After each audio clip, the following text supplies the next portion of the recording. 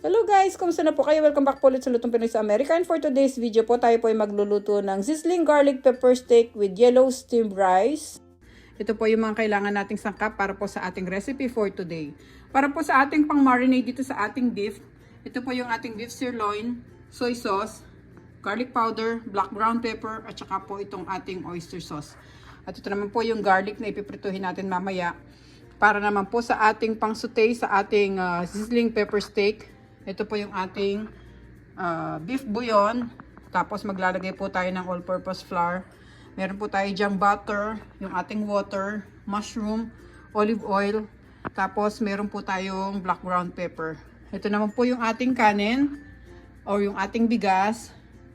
Ito po yung bigas na lulutuin natin. Lalagyan po natin siya ng konting cooking oil, salt, at saka po yung ating turmeric powder. Ito po yung pampakulay na yellow po sa ating kanin. And then ito naman po yung ating sizzling plate. Okay guys, pakicheck nyo na lang po sa description below lahat po na kailangan natin sangkap. At sa mga bago po sa aming channel, sana po mag-subscribe kayo sa Lutong Pinoy sa Amerika. Umpisa na po natin ang ating pagluluto. So unahin muna natin isalang yung ating kanin. Banlawan natin ng 3 beses yung ating bigas.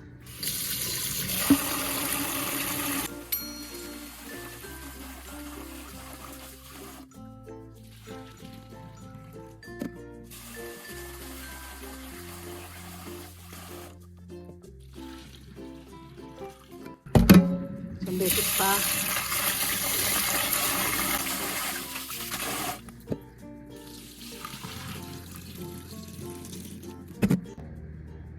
Ngayon nabanlawan na natin yung ating bigas. Pwede na natin siya lagyan ng turmeric powder. Tsaka ng asin. Yan. Tapos lagyan na rin natin siya ng mantika. Mga 1 tablespoon. Okay, haluin muna natin bago natin ibuhos yung tubig. Bali 3 cups tong bigas na inilagay ko dito sa ating rice cooker pot. Tapos ibuhos na natin yung tubig.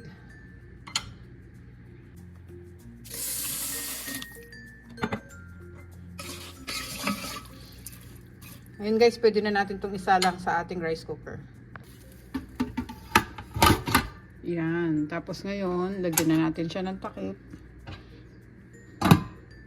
Hintayin natin siya maluto guys. Tapos, i-marinate muna natin yung ating beef habang hinihintay natin yung ating kanin.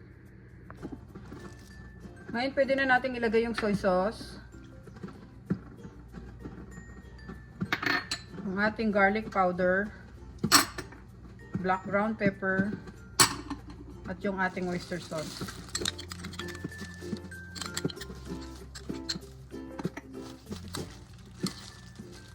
Haluin natin siya na maayos.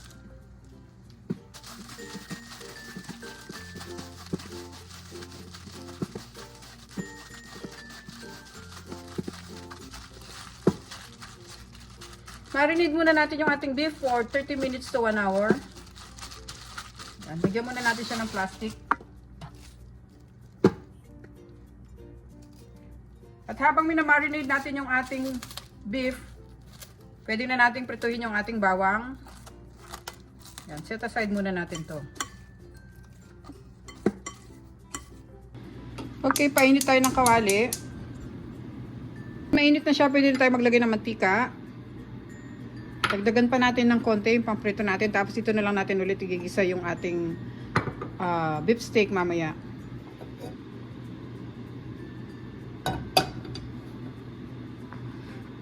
Yun, pwede na natin ilagay yung ating bawang.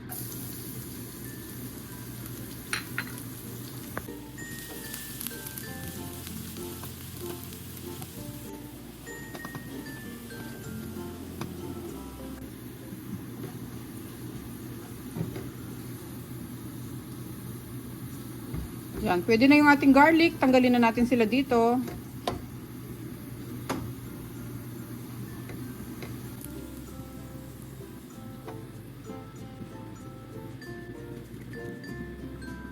Guys, check natin yung ating kanin. Pwede natin siyang haluin para magpantay yung kulay niya. Or magpantay yung luto niya. Yan.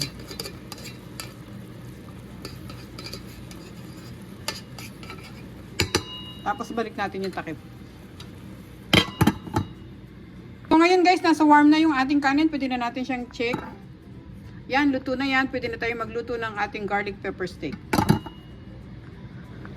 So ngayon guys, pwede na natin lutuin yung ating garlic pepper steak.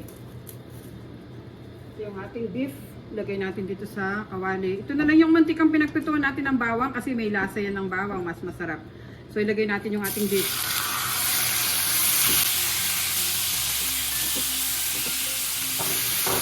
I-sear muna natin yung ating beef bago natin lutuin yung kanyang sauce.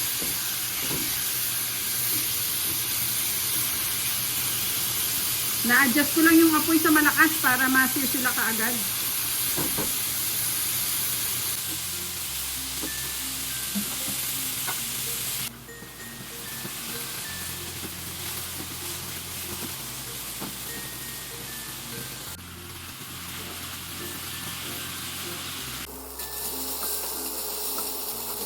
Pag ganito na guys yung texture niya, nag-brown na yung ating beef, pwede na muna natin siyang tanggalin, i-set aside lang natin. Lagay natin siya dito sa bowl.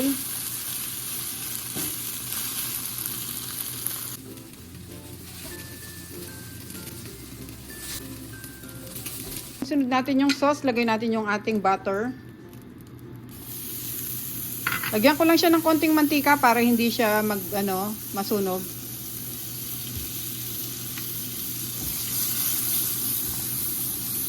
Yan, mainit yung ating kawali, hinaan natin ng konti yung apoy. Tapos pwede na nating ilagay itong all-purpose flour.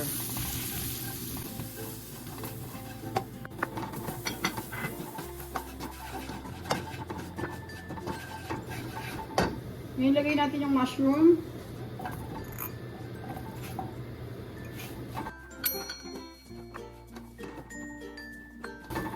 Pag ganyang nag-dry siya, pwede tayo magdagdag ng konting mantika.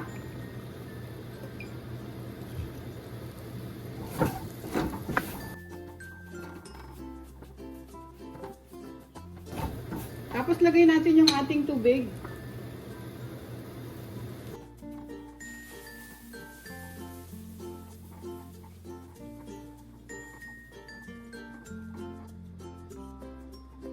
Pwede na natin ilagay yung ating beef bouillon,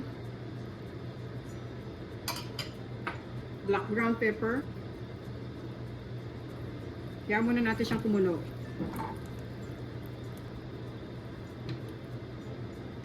Kulo na siya guys, lagay na natin yung beef. Tapos magdagdag tayo ng konting soy sauce. 1 teaspoon lang.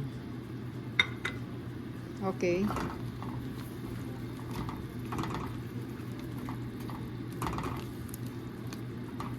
Pakukuluan pa natin to ng mga 10 minutes. Take note lang guys ha, yung mga bashers dyan, beef sirloin po itong gamit ko. Magandang quality po ito ng beef na madali po siyang lumambot. Kaya mga 10 minutes na lang po kasi na-sear na po natin siya kanina. Medyo matagal din natin siya pinakuluan dahil hinintay natin siyang matuyo. So ito po, tatakpan ko siya at hintayin natin po bawasan ng konti yung kanyang sauce at lumambot pa ng konti yung ating beef. Kaya mga 10 minutes lang po hintayin natin. Hinaan lang po natin yung ating apoy para po hindi masyadong matuyo yung sauce natin. Okay guys, tapos na yung timer natin for 10 minutes. Ayan na sila. Haluin lang natin sandali.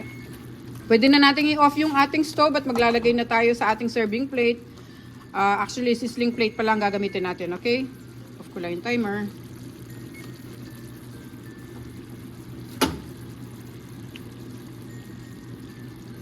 Sandok muna tayo ng ating kanin.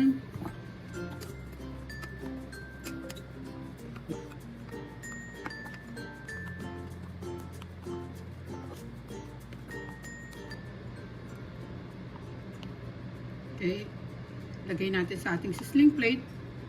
Kung ating sizzling plate, bahiran natin ng butter para hindi dumikit yung ating ilalagay na kanin at saka yung ating garlic pepper steak.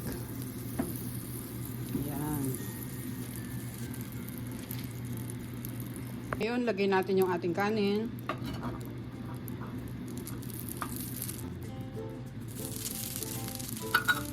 Lagyan natin ng ulam. o yung ating nilutong beef.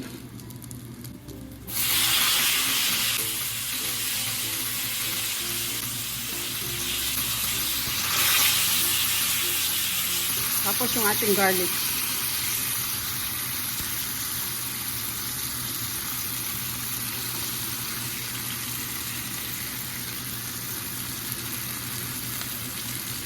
Ito na po guys ang ating sizzling garlic pepper steak with yellow steamed rice. Ito. Napakasarap po niyan guys. Maraming salamat po ulit sa panonood. Sana po nagustuhan nyo yung recipe natin ngayon. Ingat po tayong lahat guys. Kain na po tayo. Napakasarap po nitong ulam natin ngayon.